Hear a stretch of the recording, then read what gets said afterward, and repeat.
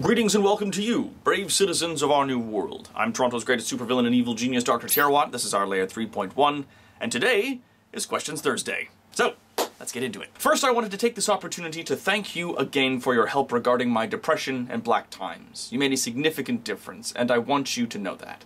It's not fixed, and may never be, but you helped. Clay, I really appreciate that. I'm always happy to help out in whatever way that I can through any of the content that I make, and just happy to hear that.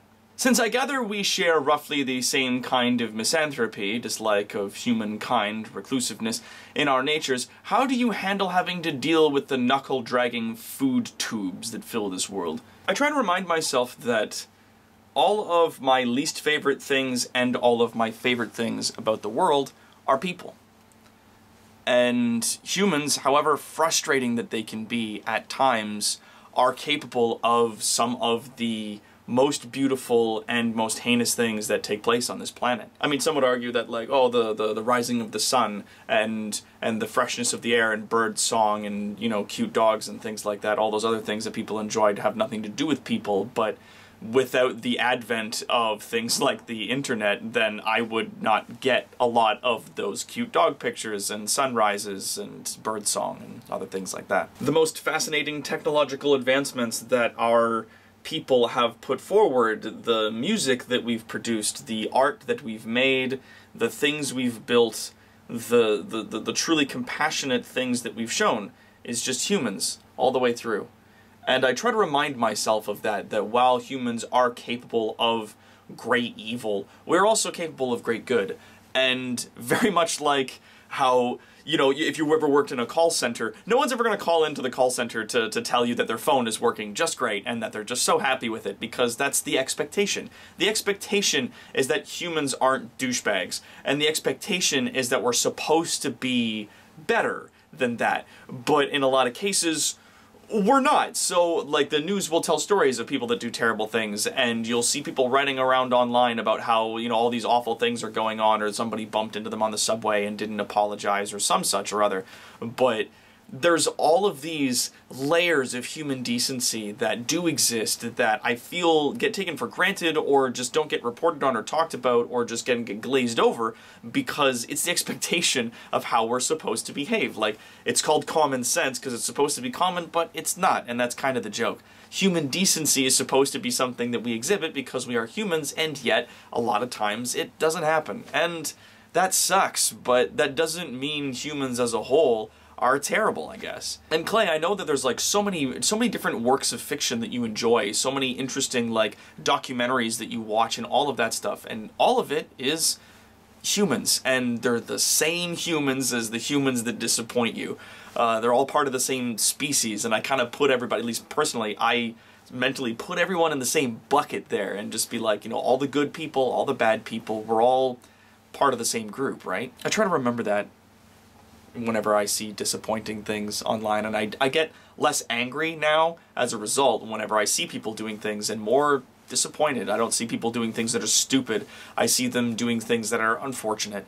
I don't see people portraying monstrous behavior. I see it portraying disappointing behavior.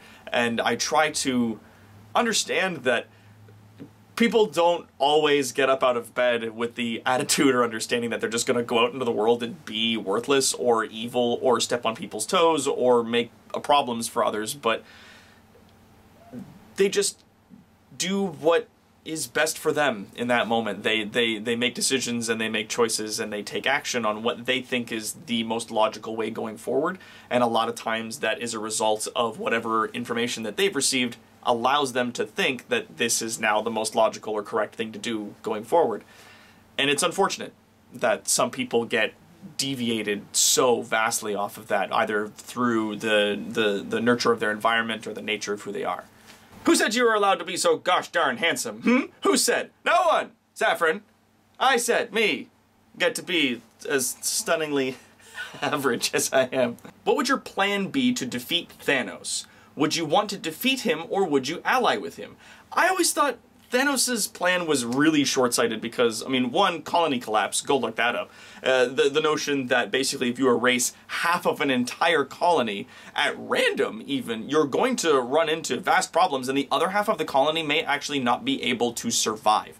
So, and I think we're going to see this a lot in the upcoming Avengers Endgame, it's just half of all life on Earth gets wiped out. That killed a lot of people, like a lot of plane pilots died, a lot of air traffic control people disappeared, a lot of people driving buses or boats or just doing any number of other really important things suddenly vanished overnight, and now a whole bunch of other people died as a result of that. So that aside, let's pretend for a moment that erasing half of all life in the universe didn't also kill a lot of other people and considerably reduce. Let's say that the plan was cut all life in half to try to mete out the amount of resources that are left. One, resources are finite, he said it himself, so that's really only going to buy time. That's not fixing a problem. And two,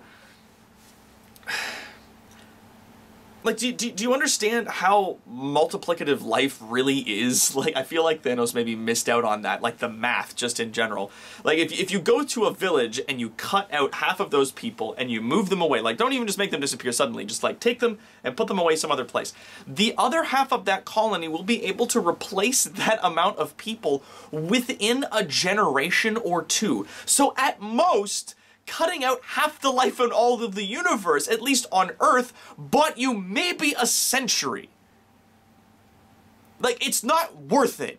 And if you have the ability to alter reality and to do all of these crazy things like snap your finger and kill half of everybody in the universe, then you obviously have the ability to do other things like make more resources, as a million people have said, and just, there's so many other options and it's so frustrating. So yes, I would probably fight Thanos, and yes, there was like 17 different ways to, because he is a mortal being, take him by surprise and cut that arm off.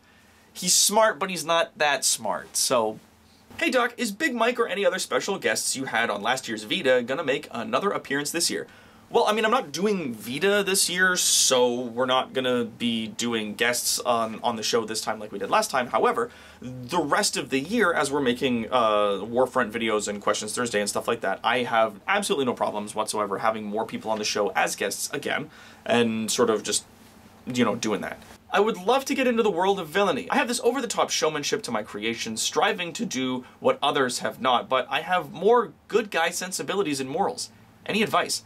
Well, I mean, Hatter, just because you love creating things and you have a certain penchant for the dramatic doesn't necessarily mean that you should seek a life in villainy. I mean, I only ever picked up the moniker of being a supervillain because I understood that trying to fix the human race would come with a lot of backlash and that people ultimately wouldn't accept the things that are best for them. Ergo, villain. So if you, it really depends on what your objective is. If your objective with your creations is to save people and you don't think that people are going to really get in your way or be upset about it, then be a hero.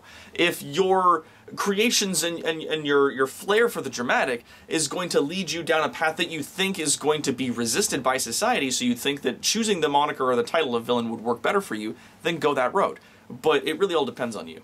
Despite how busy you are with streaming, organizing con appearances, and now returning to do videos along with all the other stuff you do behind the scenes, you appear to have a reasonably diverse friend pool. As someone who occasionally gets busy for long periods, my question is, how do you maintain those friendships while doing the busy things? Oh, that is a good question. Truthfully, I mean, I kind of don't in a lot of cases. I've got a really diverse friend pool because it's people that I've met through my work. It's people that I've met at conventions. It's people that I've met doing streaming online in my communities. It's people that I've met in the comment section, even making videos like this. Now, that's not to say that I'm going to be friends with a lot of people in real life. Like Steve the Ceregios, for example. He started with Pastecat doing stuff with him on his Twitch channel, doing moderation and doing just guest work and playing games with him and co-hosting and stuff like that. Then when I started streaming, he offered to come in and play games with me, to co-host and to moderate the chat, and it sort of built from there. And there's a lot of other people that I've just sort of made friends with and then done work with, or a lot of friends that I've had that I just do work with to sort of spend time with them as well as other things. So basically, long story short, I find ways to incorporate my friends into my work and to incorporate my work into my friendship because, as you've said, I'm so busy all the time. I barely have time to see people, but I can make time to see the people that I care about and to spend time with people that I think would be beneficial for me, not just on a professional level, but on like a personal gratification level, like people that I really enjoy spending time with, like people that I find to be really fulfilling on a friendship level. So yeah, just kind of I found ways to sort of integrate them in together. And of course the sun's being weird. Okay, I'm gonna close the windows. There we go.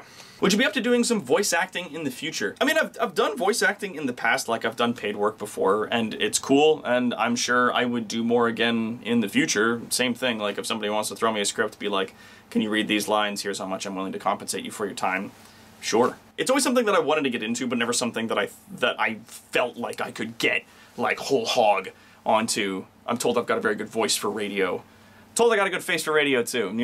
But yeah, if it's something that, you know, I get approached about, then sure. It's never something that I really had the opportunity to dive into, but it's a hard industry to get into, so I've never really given it my full attention. If you were at a large convention and walked into a room full of other versions of yourself, each one slightly different, how would you tell what ones were cosplayers and what ones were actually other versions of you from another universe, or any number of other reasons other yous may exist?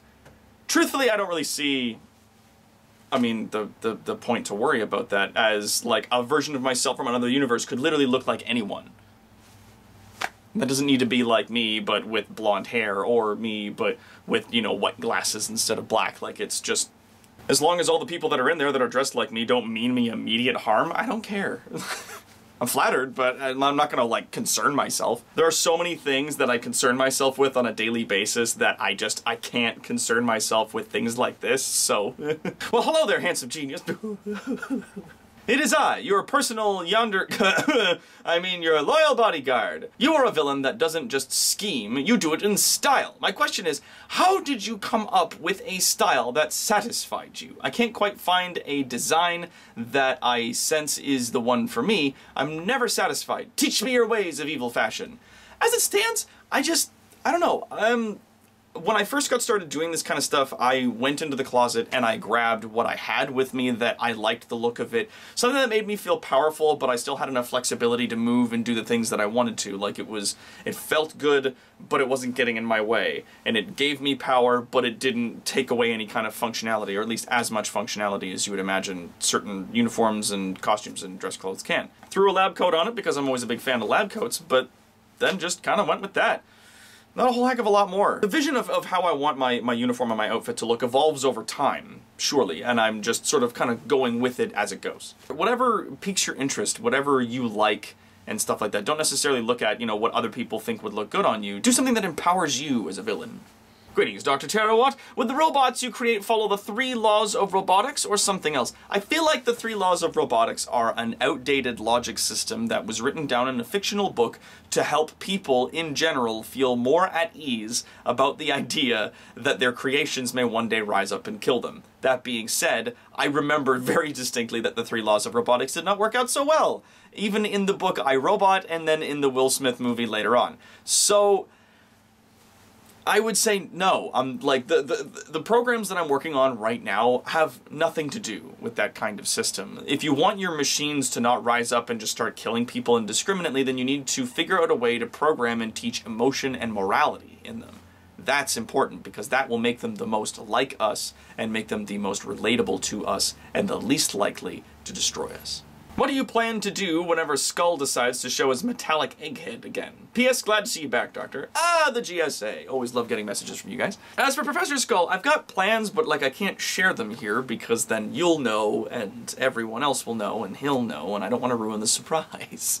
Hey Doc, for minions being armed, what kind of weapons are preferred? Lasers, melee weapons, lightsabers? And will Evil Incorporated provide, or is that on us minions to procure? Oh, no, you misunderstand. A lot of the conflict that will be coming when the world takeover happens is not going to be fought by the minions. There's going to be a lot of robots that we're going to be putting into combat that will be armed. Now, in terms of personal armaments for the minions as they're working through Evil Incorporated, it's definitely going to be laser weapons. I mean, ballistics is just such a thing in the past for me, and I feel like it's just too simple and too easy, and I like lasers too much, so... Doc, after saving the world from itself, where would you go on vacation to celebrate? I don't know, Justin. I mean, I I feel like taking over the world for me is a passion project. It's a lot like building a garden. Like, it's not something that you would, once you're done, then leave and go do something somewhere else. Like, I don't know that I would leave once I'm done sort of saving the human race. I would then entrench myself in it to enjoy it. And enjoy the better world that I've made. But in terms of vacations and getaways, I mean, I'm always a fan of the cabin in the woods. I do like that feel, the smell of the trees, the sound of the leaves in the wind, just that silence that comes from being in the woods, away from everything else. Yeah. Hey Doc, did you have a favorite bedtime story when you were a wee little villain? If not, do you have any suggestions? I practically made my mom memorize Are You My Mother by P.D. Eastman. There was a book when I was a kid, just off the top of my head. There was a book when I was a kid, I don't know who the author is, but it was called P.J. Funny Bunny No Longer Wants to Be a Bunny. And I loved that as a child because I dealt with a lot of scrutiny, obviously, growing up in a rural community full of farmers, being the silly son of a scientist, and being roughly half the size of everybody else in that community. I didn't start hitting my growth spurts until I was like 18, and my head grew in before the rest of my body, so I looked like a young megamind. But this book talks about accepting who you are. Like, PJ Funny Bunny didn't want to be a bunny anymore because he was sick of eating steamed carrots all the time, and he was sick of having to play with all of his millions of brothers and sisters because they're bunnies, and just he hated his big stupid floppy ears, and so he said, I'm done, enough, I'm gonna go do something else, I'm sick of this, I'm gonna go. So he goes and lives with the bears, but the bears hibernate and sleep forever, which he couldn't do because he's a bunny, he's got a lot of energy, and he couldn't go live with the pigs because they roll around in the mud, and the possums hang from trees, which gave him a headache, and he was crap at doing moose calls, so he couldn't live with the moose. And eventually, at the end of the day, he realized he's a bunny, and he has to accept that, and that there's a lot of strength in accepting what you are, not just who you are, and accepting your limitations, sort of, in the cards that you're dealt. And it's not about, you know, disliking the hand that you've been dealt and trying to get a new hand out of life. It's about learning to play the hand that you've been given, and just enjoy what you have, because you can't have everything, right? That it's alright to just be you. And as a kid, that was a really important message for me to learn early on. Are you going to see Avengers Endgame, and will you do a review for it like you did with Infinity War? I plan to, JTC Gaming, I plan to get into that, but I'm not going to do it as like an episode of the Warfront, because I want that to be more important stuff, and I'm not going to do it on Questions Thursday, so I might just do like another quick, sort of slap together, sit down, talk, just ramble at the camera, give my own hot take on the film if you guys care for my opinion on the movie in general. And that's all that I'm going to do. I'm just going to quickly throw that up and leave that somewhere. I don't know if I'm going to post it like on a weekend or when, but once I go see it, I'm going to post it. There's going to be a big thing, warning for spoilers, the usual fare. Doc, have you ever thought of beginning your world takeover by being elected Prime Minister? God knows you're more capable than the wet paper bag of a part-time drama teacher we have now. I mean, sort of. There are parts of me that thinks it would work well to sort of, you know, wet my whistle, so to speak, at leadership by taking over a country, by being Prime Minister of Canada, or even Mayor of Toronto, or maybe the Premier of Ontario. Who knows? But understand that everyone who is in leadership positions, no matter how big or how small, they're human beings. They're humans, just like you, just like me. They're just people. They make mistakes, they've done bad things, they've made bad decisions, they will make bad decisions going forward. But they're human beings, and it's important to me to applaud those people for the things that they are doing well, and to examine the things that they are not. So if you see someone who promises that they're gonna do something really important to you, and then when they get in power they don't do that, examine that. Why haven't they been able to fulfill their promise on that thing that they said they were going to do? I mean, politics in general infuriates me because Party A will say, okay, well, I'm going to fix education as soon as I get in power, and then they get in power, and Party B needs to do everything that they can to ensure that education does not get fixed so that they can make Party A look like a liar so that they will get elected when election time comes. It's a lot of people stepping on each other's toes to try and make themselves look good because they understand that humans have a very short-term memory, and that in 4 years, when the next election comes up, then they realize that people will have really forgotten all of just the monstrous things that have happened before this new person was elected. Like, I imagine that there's a large portion of my viewer base is liberal, but the conservatives that were in Canada, when they were in power, did demonstrously terrible things, and in my opinion, largely ruined whole sections of our country. But there are swaths of people that exist in Canada that would die for the Conservative Party, that believe that everything that they did was right. And I think that that's insane. I was a dead-set NDP guy for the longest time, and then Jack died, and Mulclair just was not a replacement that I believed in, and then along came this weird drama teacher who said, hi, I believe in equality, and I think that we should legalize marijuana, and I think that while we shouldn't take away this legal system that allows us to detain people without charges, I think that we need to make amends to it, because I think it's important to have something like that in place in the event that we should need it. Like, I think I'm a bit of a pragmatist when I think about things like that. Like, I want to examine if there's any promises that he's made that he hasn't kept. Why is that? So, like, has it been because there's things that the Conservative Party is doing that's making sure that he can't continue? Are there a bunch of promises that the Conservative government made that he's being forced to keep now that he's in charge? So a bunch of contracts that were signed that, if he decided to disagree with them now that he was in charge, would have cost billions or more to go back on those contracts. Or maybe he even just can't. So I think that like, a lot of examination is required, as I've examined a lot of the Conservative Party back when they were in charge, as much as I will continue to examine every other party whenever they come along. I mean, suddenly there's like a scandal and everybody gets up in arms thinking that it's just the worst and that this person shouldn't be in charge anymore, forgetting all of the really amazing things that he's done for this country and the really amazing way that he has behaved as a leader up to this point. I mean, truthfully, I don't know a huge amount about everything that's going on because I don't keep my head in politics as much as the average citizen of Canada does, because I think that the political system that we have, just because of corporate influence and just everything else that goes on in the country with regards to our politics, like, I don't like capitalism in general. I think that it's a system that has not been working out as well for us as we would like, and it's more of an oligarchy than it is a capitalist society, so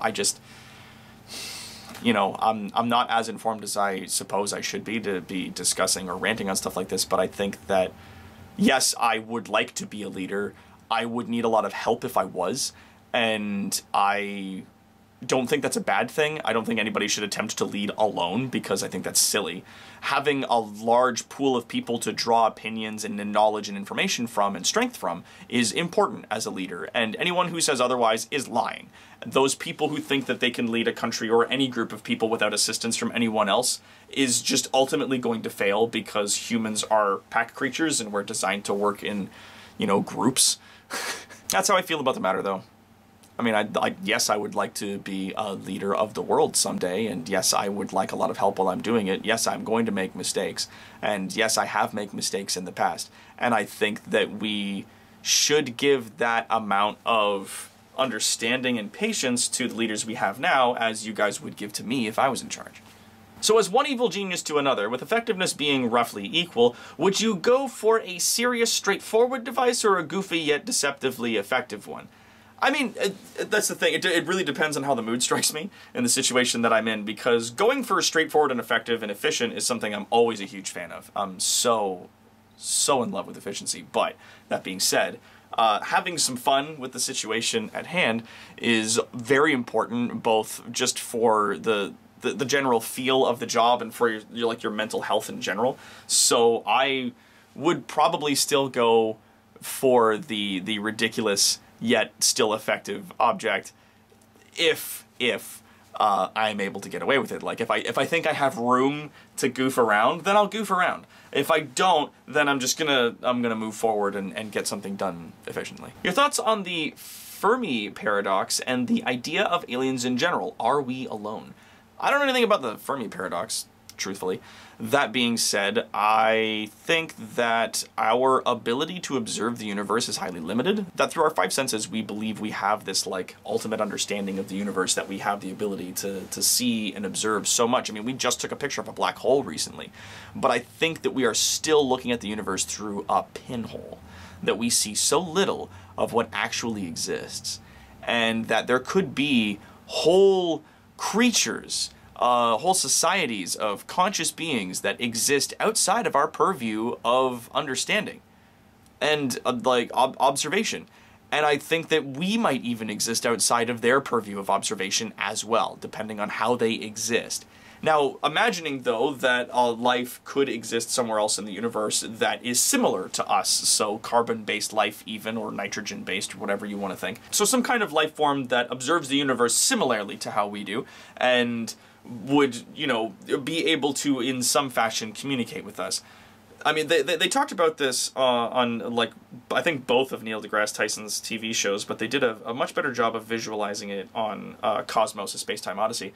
And it was just that, like, our history, our existence is so small on, like, the theater of the universe. Our time here has been so brief that if there was another species, some other alien life that also existed, the math for them to even exist somewhere in the universe at the same time as us is quite small. And then add to that the math of them being able to find and communicate with us and all these other things. Like, I think that with the size of the universe, it would be weird to just say that there is no other life in the universe but us. I just think that mathematically that's irresponsible, but at the same time, the ability for that life to understand us, to communicate with us, to travel to us, is also insane. So, like, it's, you know, both sides kind of exist. So I think that maybe there is life that's out there, but the fact that it exists in secret within our biome and is communicating with us or abducting people, I think might be a bit silly to me. Just mathematically, it seems not impossible, just highly improbable. Are the orbital gravity beam and the laser you used to take out that one guy's car connected to the same satellite, or do you have multiple ones? Also, why haven't you used those more? Quick villain tip, if you have good equipment, 1, never use it first, and 2, don't use it often. Heroes are like germs, they adapt quickly to the things that you're doing, so if you do stuff that's big and flashy right out of the gate, if you are going to use your best equipment up front, make sure you get the job done. Like, have confidence in the fact that if you go with your best stuff forward first, that it will kill the person that you're dealing with, because if they survive, they're going to start adapting to your best weapons and equipment. So start with some of your ground troops first. Work your way up to your odd jobs or jaws or what other hench people you have currently working for you, and then work your way up to other things. But if you are going to take them out of your pocket every now and then just to flashily use them for situations like blowing up a newspaper editor's car, then don't do it often, because, again, they'll figure it out and they'll work against you. Are they the same satellite? I don't know. I kind of don't want to give that out. And that's all the questions that we've got for today. Tonight we are going to be doing more Twitch streaming, so I've got to get on editing this and getting this online. I am definitely going to be late because it is already just about time to get started on the show. And as always, I'm Toronto's greatest supervillain and evil genius, Dr. Terawatt. This is our Layer 3.1, and I'll see you on the warfront. End of line.